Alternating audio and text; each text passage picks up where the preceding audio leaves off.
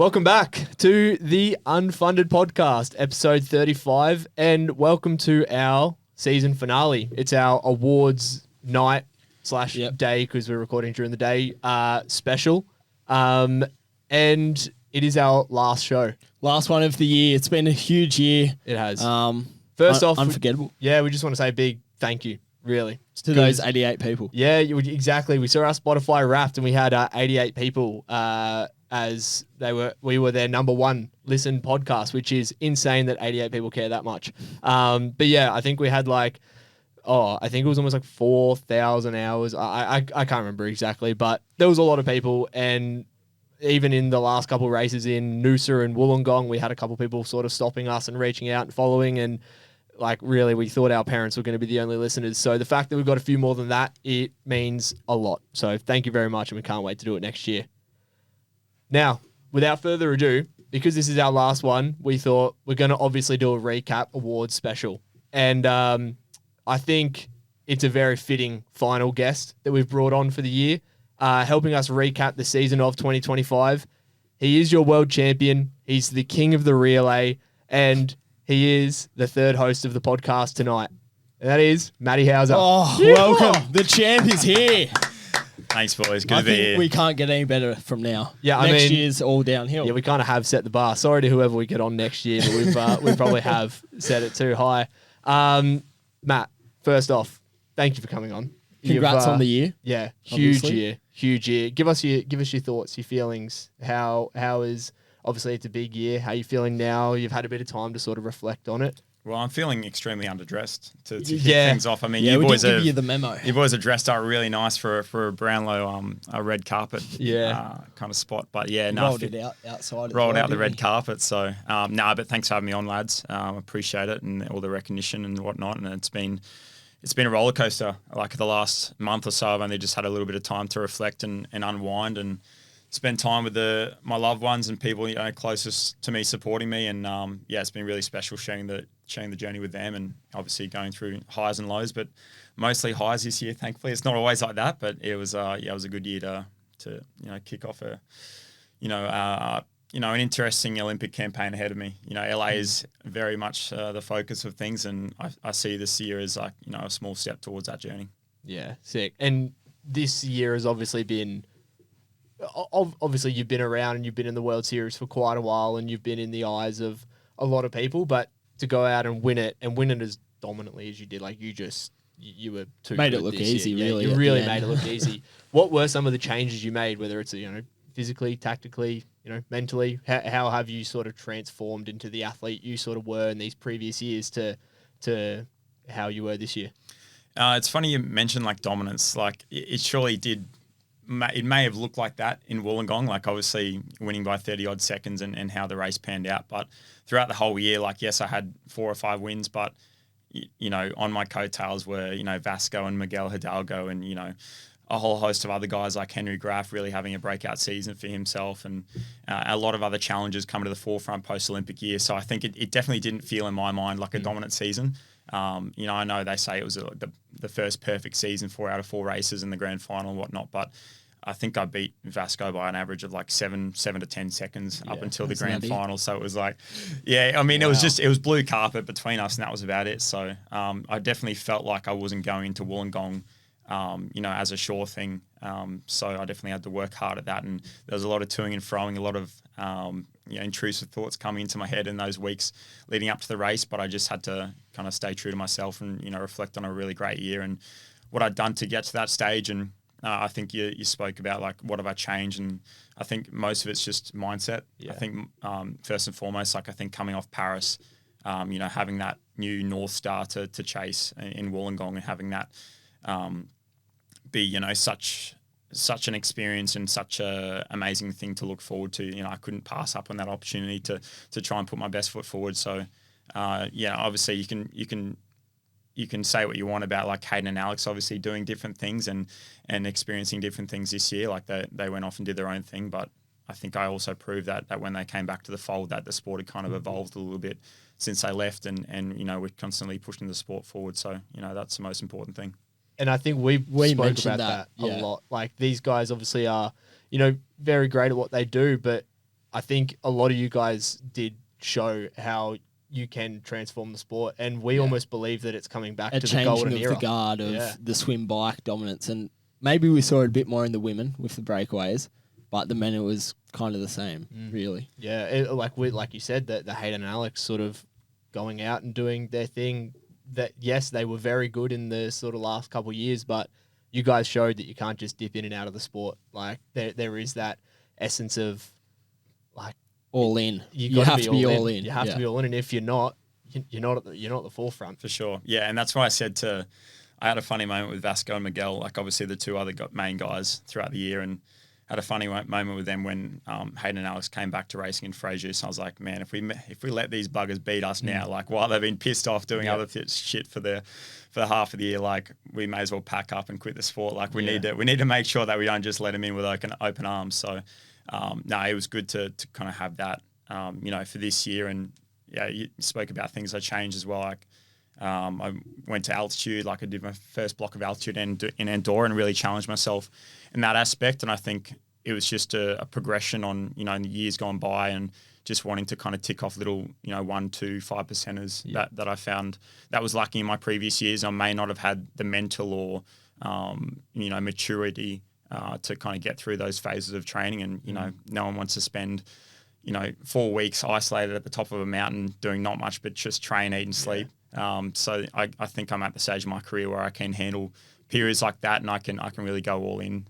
So that was probably the biggest change as well. Yeah, that, I guess, the mindset going into LA. It's all in for LA, well, obviously, but like doing those really small things and just integrating what you did this year throughout the next 2 years, 3 years. Yeah, for sure. And I think that's like not something you can teach someone. It's something that you have to experience and learn for yourself. Yep. Like you can tell all these young kids, like, oh, you got to work hard, you got to have tenacity, work ethic, maturity and all that things. But like I've been told that for my whole career, and I've only just starting to click and get it now. So I think everyone has to go through their own journey. And for me now, like I'm 27, I recognize I'm at the peak years of my sporting career. The late 20s to early 30s is like the typical triathlon ages where you start to hit your stride. So I think for me, I'm looking now at my career as like as a real timeline, and I'm kind of at the mid to end of that timeline. So I really don't want to leave any stone unturned. And obviously with LA beckoning, and then Brisbane 2032, I might be an old bugger, but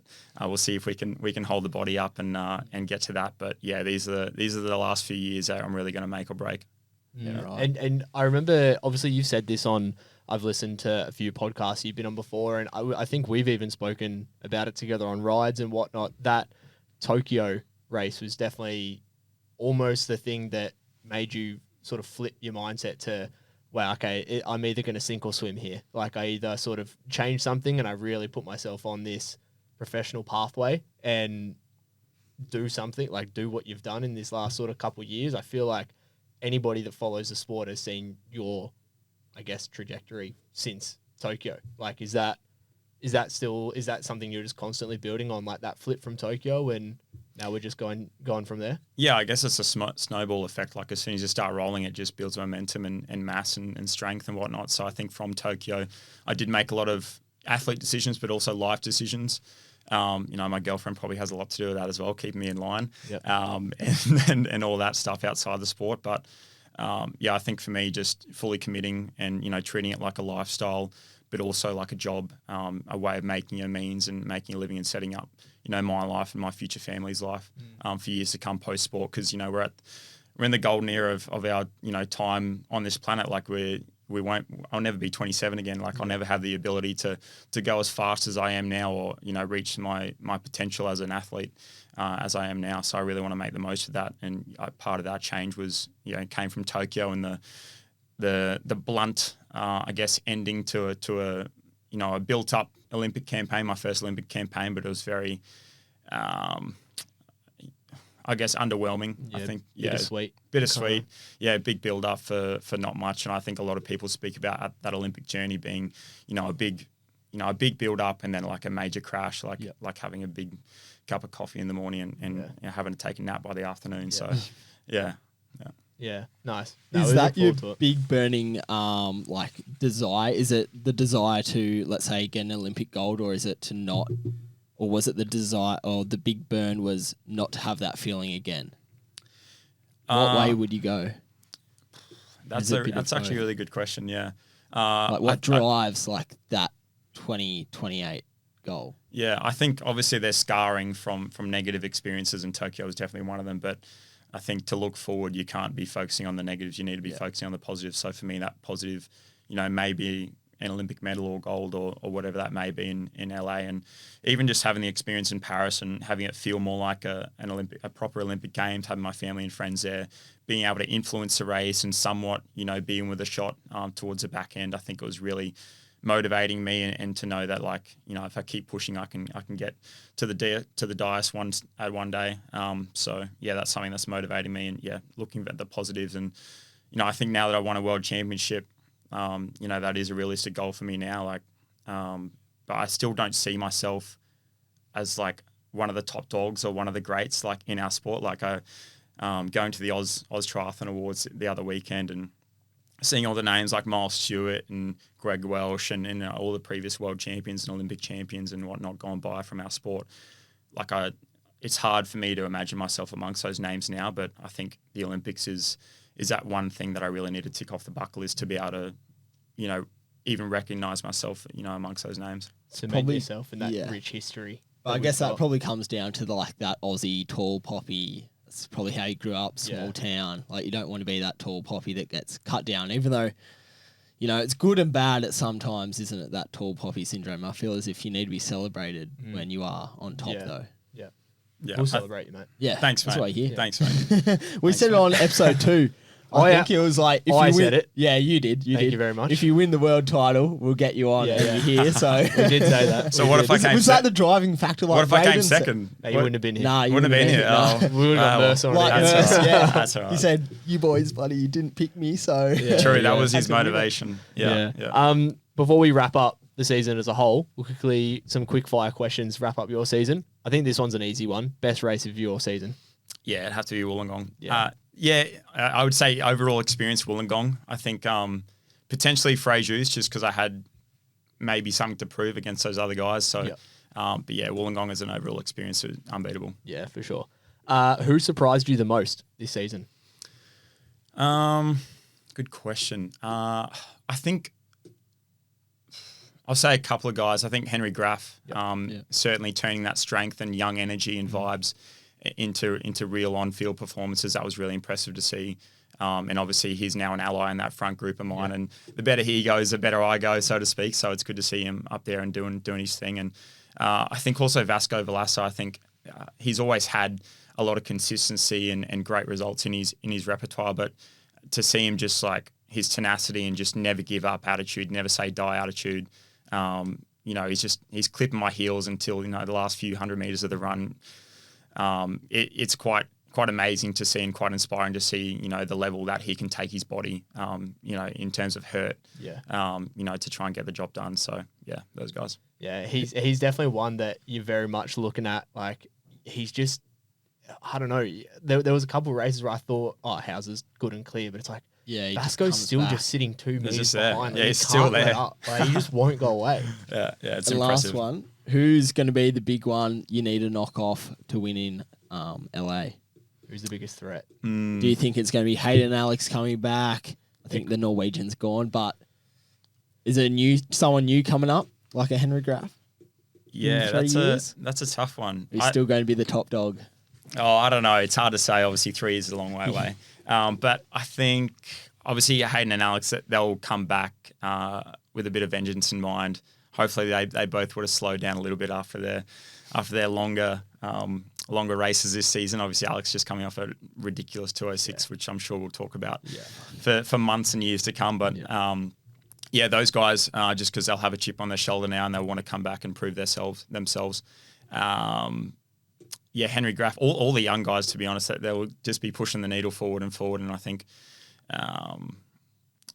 the young Spaniard as well, who got second in Wollongong. Like he's such a good guy, Quintero, and he's so humble as well. But I was speaking to him, he's just such a professional. Like he's been going to altitude camp since the age of like 18, 19 and just always like pushing and wanting to be better and better and in that relentless pursuit. So yeah, I think those younger guys that are just chomping at the bit to make it for themselves are going to be dangerous. I have one more question, which is just out of my own curiosity. As someone that's at the top of the sport, you see an Alex Yee run a 2:06. What do you think the quickest run in a triathlon off the bike 10K will be? What did you do this year? It was something crazy. For 10K, it was 29:16. Okay. In Wollongong. Yeah, I and think maybe the it's quickest ridiculous. is a 28 something. Yeah, I think Alex 50-ish. Alex did it in the Paris test Or event. 29:00 maybe. Yeah, he went 28 something. Oh, did he? Yeah, he Okay. went 28. And that was with like a 20-second or 30-second gap or Yeah. something like that. So he was probably cruising towards the end there. Yeah. But yeah, that's a good question. I think with the shoe technology as well, it's just going to keep on improving and improving.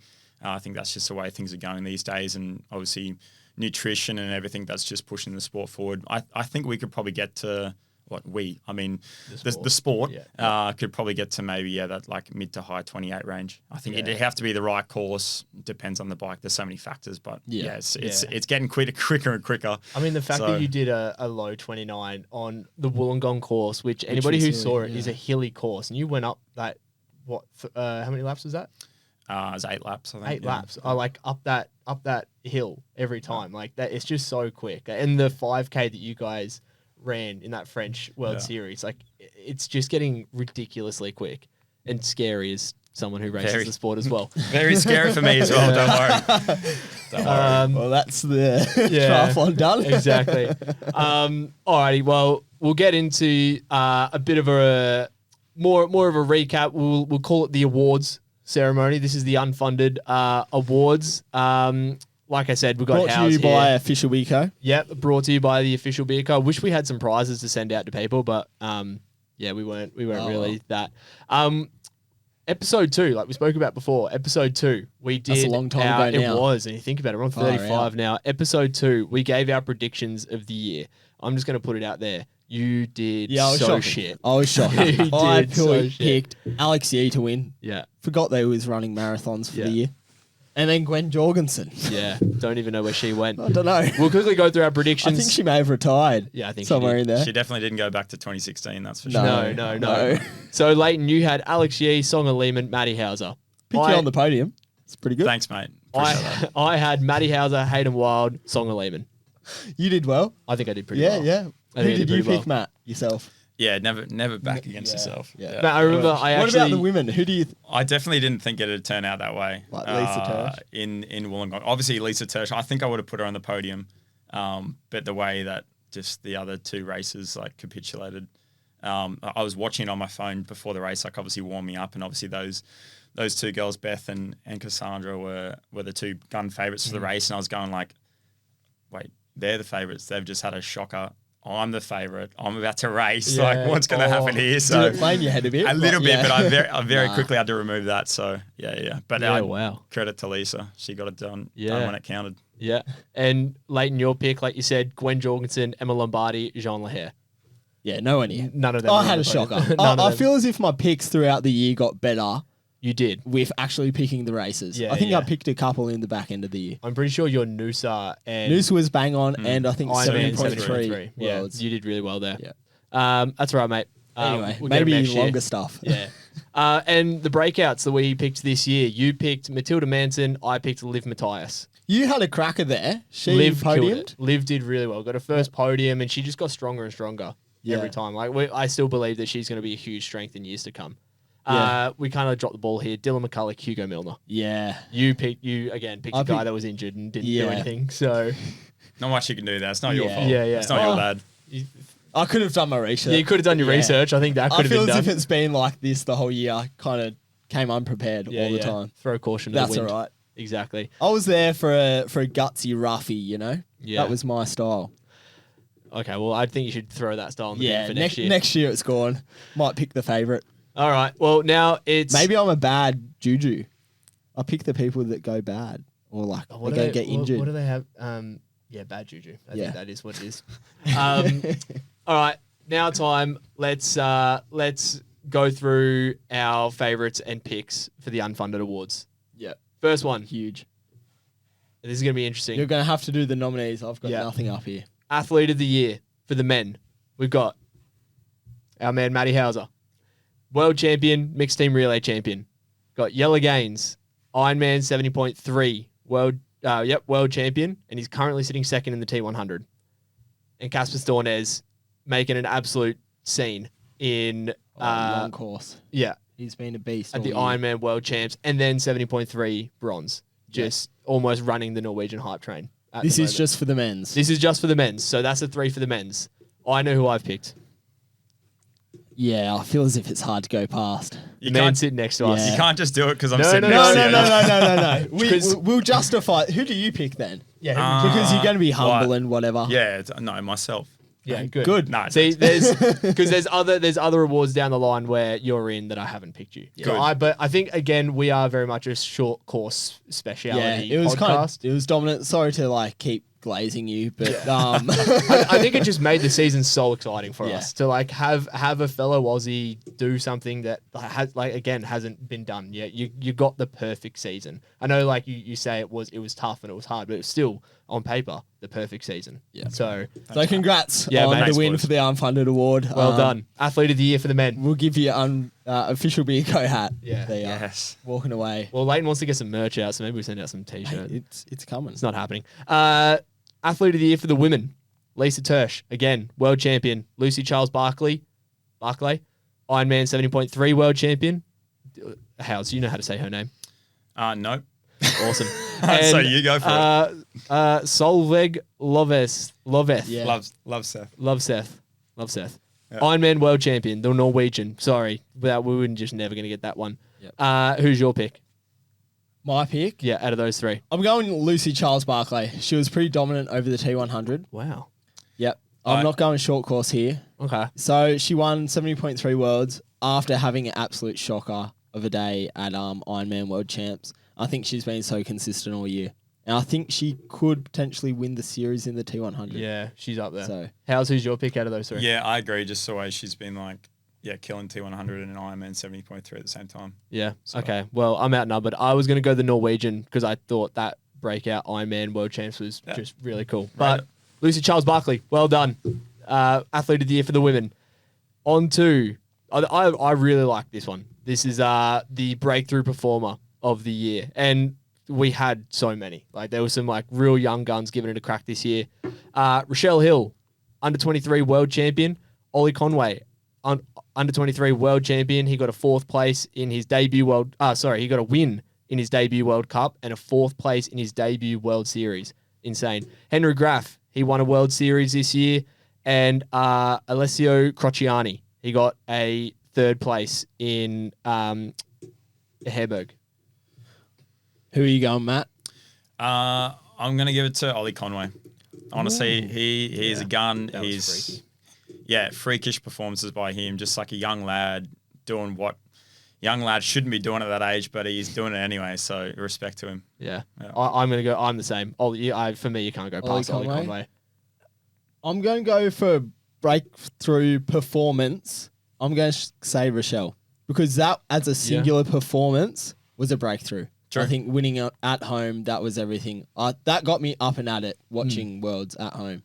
Screaming at it. We spoke about that. Did Yeah. almost set the standard for the Aussies for that rest of that week. So I think that that's weekend. like a big, massive breakout for her. It definitely did. There was a lot of internal conversations within the Oz team, across para, under 23 juniors and elites, and I think that really did set the tone and the vibe for the weekend for all of us. So yeah. That's so cool. But yeah, 2 votes there. Ollie Conway, you're our breakthrough performer of the year. But yes, that performance from Rochelle was insane. I'm almost scared of Ollie Conway though. He is just so He's young freaky. doing Swims at the front and he just runs off. Yeah. See you later. And he's a nice guy as well. You can't buy that. So yeah, it's good. exactly. Number 4, race of the year. So we got the Ironman World Championships in Kona to the women's. That was just watching. It was that. like the Iron War back in the day. Yeah. They were just folding Yeah. every second step. Bang, you just never would have picked the winner based off what you were watching. Ironman 70.3 World Champs in Marbella, the Yella Gaines and Christian Blumenfeld sprint finish. Yep. Or the Wollongong World Triathlon Championship Series final where Tersch and Hauser won the title. Ooh. What are you For gonna me personally, I feel as if, in the men's, I felt as if the title was wrapped up. Yeah. But I do like a single day championships, and that's the 70.3 Worlds, even though I just saw a hotel for half of the bloody live stream. Yeah. Terrible. But Go down that rabbit hole. Yellow versus Christian in that last sprint finish, and little Yellow just nudges him out. Yeah. Bang. Yeah. And he's off. I agree. That for me, we were literally up on our feet screaming. I feel I was up on my feet when you won, but I was up. Well done, applauding great year. Where I was screaming for Yellow, like just hoping he got the job done. No, I agree. It was one of the best finishes we've ever seen in 70.3 history. So, and for him to go back to back under an enormous amount of pressure was great to see. Yeah, I think again the only one that like for me again, not that yours wasn't exciting because we were up on for you, but the women's in Wollongong, almost trying to figure out the maths for it. How does this point score play out? Like Tersh obviously won, but it was like, did the girls fall in line enough for her to win the series? Like it was a bit confusing, but that Marbella definitely was top dog. The clutch performance of the year. Oh, love a clutch performance. Again, Matt, I feel as if you're in everything. Yeah, you're in a lot. Far out. We should have picked some other people. Who wrote this bloody run sheet? It must have been Matt. Slow year. The third host, hey? So your leg. World Triathlon Finals, that was pretty clutch, obviously winning at home. Yella, 70.3. Would you call it clutch? Rochelle, 70.3. Under 23 Worlds. Or Lisa Tersh winning the whole series. I know mine. I'm gonna go Lisa Tersh. Same. Yeah. Lisa, that's the definition of a clutch. She's like performance. clutching it up. She went in, I think, ranked fourth to go ranked fourth in the series, and then to come out and just do what she did and take the title. Like to win a World Series in a 1 day race. Like for me, that was clutch. Impressive. Yeah, like you said, that's the definition of clutch. Yeah, I think. House, do you disagree? For sure. He's going to pick You himself. can disagree. No. I would not pissing myself. I think that Matt Hauser guy did pretty well. I think guy. I'm gonna say Rochelle Hill. Yeah, that was the only other one I was tossing. Yeah, coming from the depths. Just because I think obviously Lisa's result relied on other people's Downfall? demises. So, whereas Rochelle just like took her by the balls in that last 500 meters and just said this shit's mine. So yeah, I'll give it to her. Yeah. Okay. Nice. Yeah. Most improved athlete. We got Casper Stornes, Ironman world champion, like we said. Leonie Perriot, she was just consistently on the rise this year. Liv Matthias, who we spoke about before, or Henry Graf, who we also spoke about before. That's a tricky one. Yeah, because they're all still very good athletes. Like they were good before this year. Yeah, a lot of them just really, really shone. Who you gonna go? Oh, crazy. I think honourable mention to all of them, but Yeah. I must say Leonie's run has just gone like astronomically like out of this world this year. Like she's running better than a compatriot, Cassandra, who probably no one looked close to doing that in the last couple of years. So yeah, for her to be doing that and sticking it to her has been good to watch. I think Casper Stornes, for me, I think obviously his rise from 2018, in between those years around COVID and whatnot, he was probably like the understated Norwegian. And then for him to come out and with all the eyes on Christian and Gustav and come out and win the thing and, obviously back it up in 70.3, Marbella was really impressive. So I think that's probably most improved for me. Yeah. Casper. Yeah. Are you the same? I was going to go Henry. I mean, it's a bit of a breakout, but it is very much improved. Did he have a top 10 the year before in the World Series? I'm not too sure. Potentially. I'm not too sure, He definitely didn't have a podium. But I feel as if like most improved, you saw just a dramatic improve in performance throughout the year. Yeah. I mean, he was just consistently there. Yeah. Like to go from no podiums, and I know he at least got 2.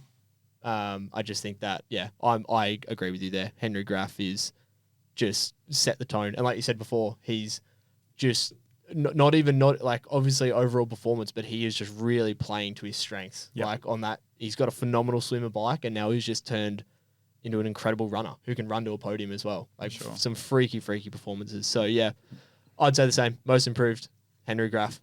Good on you, mate.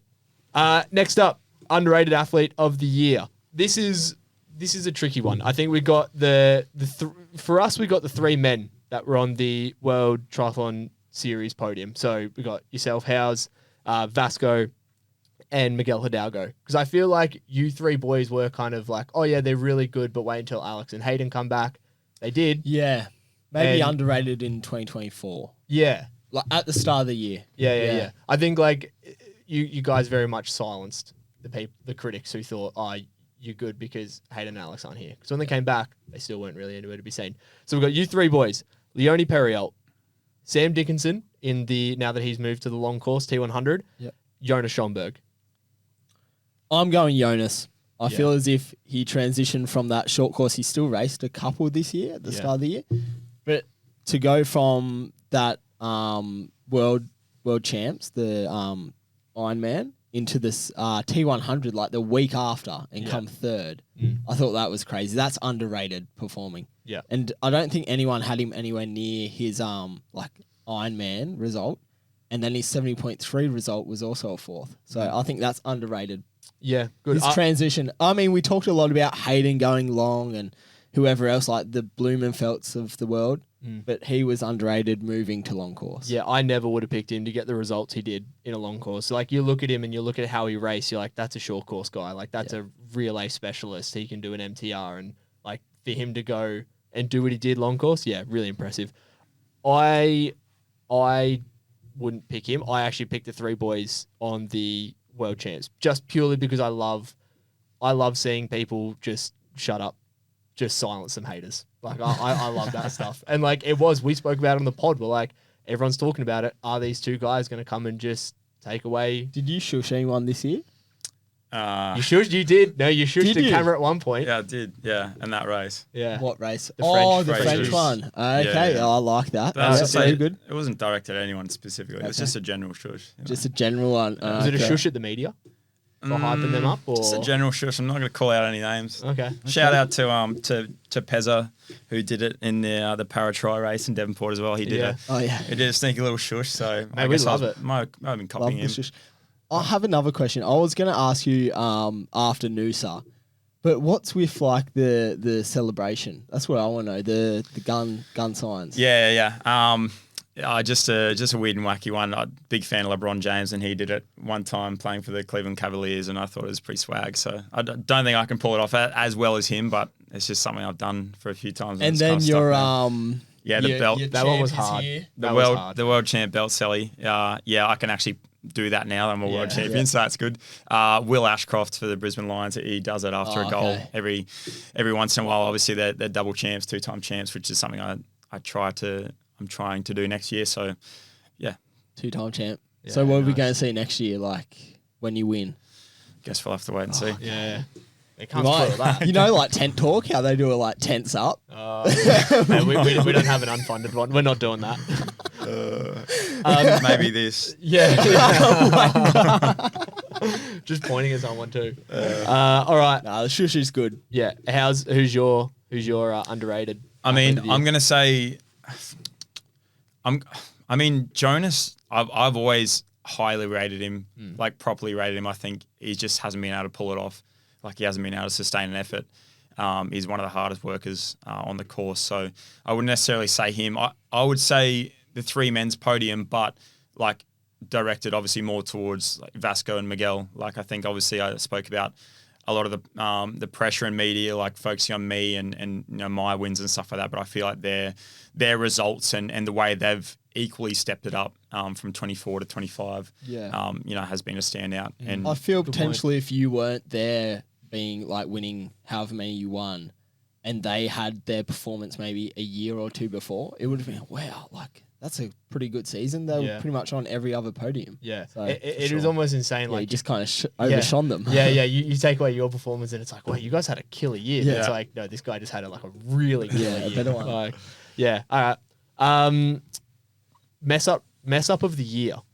We're gonna go like this is a race mess up of the year. We just recently had the T100 Dubai chaos. Yeah, that was shambles. That was shambles. Not a good look. Yeah. Again, another one for you. How's your medal ceremony in Wollongong? Yeah, it's pretty awkward. Watching from home, it was awkward. It looked really awkward. Thank goodness the beers were flowing in the beer garden just off to the side of the stage, because I think a few of the guys were singing Waltzing Matilda, and that was combined with the Australian national anthem. So we kind of like kept the vibe going a little bit, but it was a tough watch for a little while. Yeah. Pete Murray on the mic, get up there and sing it. Well, even trying to watch you go like oh, it's all good. Yeah. Like, this is sweet. Like, come on, this guy's just doing like Yeah. history making stuff here. Yeah. And thirdly, the big meltdown in Kona. We had Lucy and Taylor. They're just two dominant females all day to end in a DNF. Like it just looked like shambles. So all great ones, to be fair. That's tough. Very good. Honourable mention the media stuff up for the 70.3 Marbella. That's a big one. Honourable mention. Honourable mention. Watching hotels, and we mentioned that when as you're well. scring at the TV already, and then you're going like, go back to the Yeah, exactly. You're screaming for two different reasons. Get this holiday package. Yeah. I don't Mallorca. care. Well, for me, I'm gonna go I'm actually gonna go the ceremony in Wollongong, just purely because I was more disappointed with that one. Yeah, Like, it was such a big hype and then tough. nothing. Imagine like if the German national anthem for Lisa Tersch was first. Like it'd be crickets. Yeah. No one knows it. You have Daniel Unger singing it like, loud and proud. No one knows. No one knows the German national anthem. Yeah, I think like the Dubai one was like almost funny to watch because it's like, oh, that's just chaos. Like that's really shit. But I was more disappointed. Like, yeah, I'm like, I want to watch a mate get a medal, and he's just done history making stuff. It's like that's so disappointing. I think from the race organisers, the Dubai, that's just a shambles. That's the biggest fuck up of the year. It was funny in the For end. sure. Yeah, that was probably the most entertaining race I've watched this year, the Dubai race. Yeah. It was crazy. Like, I don't know. Yeah, the boys blowing up. Yeah. I think without the run lap fiasco, like Hayden would have looked a lot worse, like doing the thing he did on the bike. So I think lucky for him, it kind of the blame kind of got passed onto the T100 organisers. Otherwise, it would have been a very glaringly mistake by him. Well, we said that. We were like, even when we did like the little recap on it, it was clearly like Hayden made the mistake in the bike. But when they did the run one, I was like, oh, okay, Yeah, it definitely didn't help. Yeah. It did not help. Yeah. And Morgan Pearson running down, winning, going, there's 5 the people hell? already finished. What's going on? Yeah. And then they give it to him. Yeah, I don't know. How was like the That's midnight celebration as well, where they made him run it back through Yeah. at like 12. So staged. just- and he's like celebrating, he's doing the big ones. Yeah. Should have done. Shush. What is it for you, House? What's your Oh yeah, I'd say the Dubai. Dubai? Yeah. Shout out, Morgan. You deserved it, mate. Yeah. Well done. You're the only one that raced it properly, so Exactly. congrats. Best social media presence. This is a bit of a cross-board one here. So we got Jamie Riddle. Obviously, I feel like he's kind of changed. He's actually changed the game a little bit in sort of how short course athletes go about social media and how they can make a living off that. Pro Tri News, the Norwegian hype train, or Lucy Charles Barkley. I'm going to add another one in here. Lockie Jones, Higher Ups Media. We didn't need to add that. We didn't need to add What that do you one. reckon, House? I've got mine. I mean, Jamie Riddle. He's got like 100K followers now. I feel like he's better known for his social media than his triathlon, and I feel like that really bugs him though. I feel like he sees himself as a social media guy, not the tri guy. So, but obviously he's been killing it at the same Tapped time. into the right market of like the Christian market. I feel as if that's huge. Yeah. Tap into that. And For sure. That's what I got to do. You go. Yeah. Mate, you have to repent for your Reach sins enlightenment. first. I'd say Jamie Riddle, but with his shirt off, the best social media presence. Yeah. I'm off that. I'm gonna say, and I think I found a newfound respect for it. Us starting this, but Pro Tri News, like how hard it must be to keep get up on to all date. of that The stuff. big bro.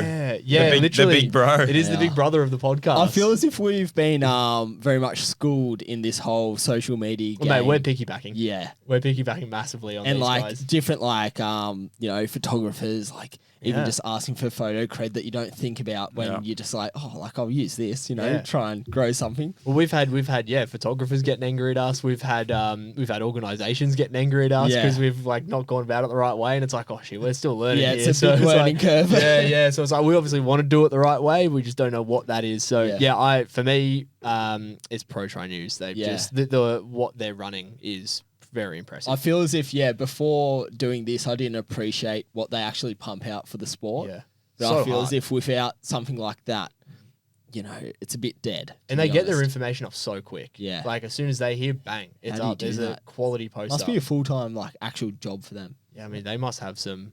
Some spare time to keep Yeah. diving into this And- triathlon business. And like you guys, they start spot fires in comment sections as well. So yeah, I think, they do love them. I think that's what some of you guys have learnt Yeah. off them, Yeah, good or exactly. bad. But Yeah. Lockie's learned. yeah. I have banned myself from commenting. Drunk comments. Yeah. I think it was after what was the last one we did? Yeah, after Tong Yong, we had a couple beers, and one of the boys thought it was funny. They're like, "Oh, Lockie, you should comment that." I'm like, yeah, that will be funny. And I commented it, and the next morning I was like, "Oh, that I look like a dickhead." Yeah, the Commenting boys that. try and rile us up for it Yeah. as well. Yeah, It's not their good. fault.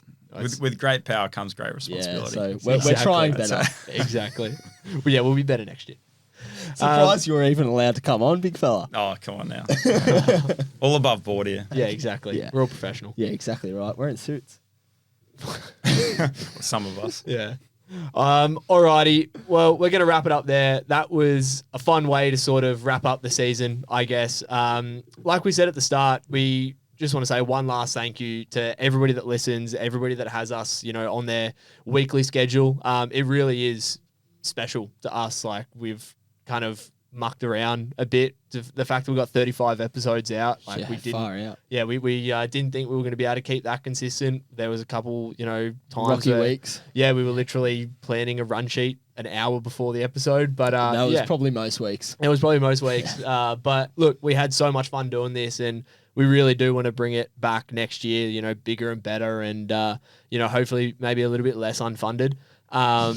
But You have to change your name. yeah, we might have to. But Funded podcast. yeah, we brought some pretty cool people on, and that's I guess what we want to do. We want to spread the word of triathlon. We want to be a bit of a media outlet. We want to put the spotlight on some athletes doing some pretty cool things, like Matty Hauser right here.